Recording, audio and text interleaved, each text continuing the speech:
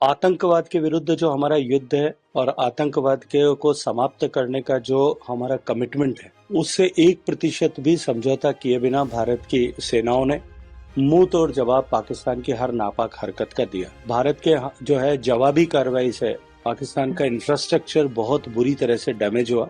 कल एक बार 12 तारीख तक के लिए बिना किसी शर्त के हमने सीज फायर को स्वीकार किया था, लेकिन कल रात में इस तरह की सूचनाएं आई है कि वापस पाकिस्तान की तरफ से सीज फायर का उल्लंघन हुआ। भारत ने भी अपनी तरफ से जवाबी कार्रवाई की है।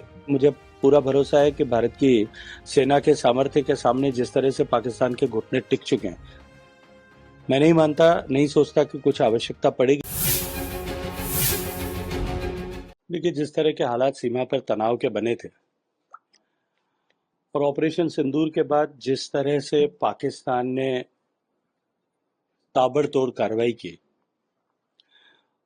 आतंकवाद के विरुद्ध जो हमारा युद्ध है और आतंकवाद के को समाप्त करने का जो हमारा कमिटमेंट है, उससे 1% भी समझौता किए बिना भारत की सेनाओं ने मुंह तोड़ जवाब पाकिस्तान की हर नापाक हरकत का दिया। भारत के डिफेंस सिस्टम ने पिछले 5 दिन में ऑपरेशन सिंदूर के इस कालखंड में अपनी प्रामाणिकता, अपनी सिद्धस्ता दोनों को विश्व के पटल पर प्रूव किया है। वहीं दूसरी तरफ भारत के जो है जवाबी कार्रवाई से पाकिस्तान का इंफ्रास्ट्रक्चर बहुत बुरी तरह से डैमेज हुआ। कल एक बार 12 तारीख तक के लिए बिना किसी शर्त के हमने सीज फायर को स्वीकार किया था, लेकिन कल रात में इस तरह की सूचनाएं आई है कि वापस पाकिस्तान की तरफ से सीज फायर का उल्लंघन हुआ। भारत ने भी अपनी तरफ से जवाबी कार्रवाई की है। देश की 140 करोड़ जनता की अपेक्षाओं के अनुरूप भारत की सेना ने अद्भुत शौर्य और पराक्रम का प्रदर्शन करते हुए अब तक जो कार्रवाई की है उससे भारत की सैन्य क्षमता की एक नई पहचान पूरे विश्व भर में बनी है।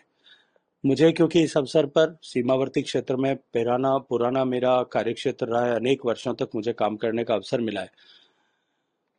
समाज के लोगों के साथ में और प्रशासन के साथ में इस वर्तमान की परिस्थिति में जब सीमा पर तनाव है, तब लोगों के साथ मिलकर के एक बार सब विषयों को एक बार वापस नए सिरे से बुन लिया जाए, इस दृष्टिकोण से वहाँ सभी जिला मुख्यालयों पर रिव्यू मीटिंग्स की, सभी तैयारियों का जायजा लिया और उसके साथ साथ में सीमा जन कल्याण समिति और अन्य संगठन के लोगों के साथ में बातचीत की, आम जनता के साथ में बातचीत करके उनके हौसले को और अधिक बढ़ाने के लिए काम किया है। सर, वरिष्ठ चिकित्सकों के साथ आज बैठक करने जा रहे हैं। देखिए, आने वाले समय में जिस तरह के हालात अभी बने हुए हैं, सभी तरह की व्यवस्थाएं चाक चौबंद रहे। जोधपुर में क्योंकि संभाग का मुख्यालय है, जोधपुर में क्योंकि एम्स है, जोधपुर में आर्मी का बेस हॉस्पिटल है, जोधपुर में रेलवे का बड़ा अस्पताल है, जोधपुर में जो है हमारा सिविल इंफ्रास्ट्रक्चर है। इन सब के बीच में कोऑर्डिनेशन और सिंथेसिस इस समय में रहे और सब लोग सिंक्रोनाइज वे में काम कर सकें, सबकी जिम्मेदारियां तय रहें, सबकी स्पेशलिटीज और उनकी क्षमता के अनुरूप उनके लिए काम बांट दिया जाए, ताकि बाद में किसी तरह का कोई पैनिक अगर आवश्यकता पड़े। वैसे मुझे पूरा भरोसा है कि भारत की सेना के सामर्थ्य के सामने जिस तरह से पाकिस्तान के घुटने टिक चुके हैं, मैं नहीं सोचता कि कुछ आवश्यकता पड़ेगी, लेकिन फिर भी यदि कोई आवश्यकता पड़े तो हमको उस परिस्थिति के लिए तैयारी करना चाहिए। इस परिप्रेक्ष्य में आज ये बैठक आयोजित की। अभी